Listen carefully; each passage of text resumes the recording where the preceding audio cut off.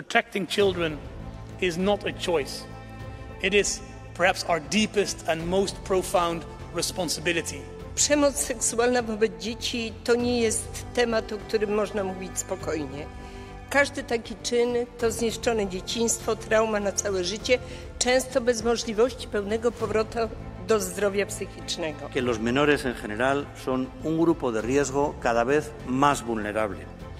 Y no podemos olvidar que el trato y la protección que dispensamos a nuestros menores es un indicador de la decencia de nuestras sociedades. With over 32 million reports in 2022, stronger EU-wide protection is urgently needed. The DSA sets a framework, but enforcement is still too weak. Συνάδελφοι, η αυξανόμενη χρήση της τεχνολογίας στην επικοινωνία και την πληροφόρηση χωρίς κανένα απολύτως έλεγχο καθιστά εντονότερη από ποτέ την ανάγκη εξυγχρονισμού του δικαίου της Ευρωπαϊκής Ένωσης για την πρόληψη και την καταπολέμηση της σεξουαλικής κακοποίησης παιδιών εντός και εκτός διαδικτύου. This is an ambitious file, I know this.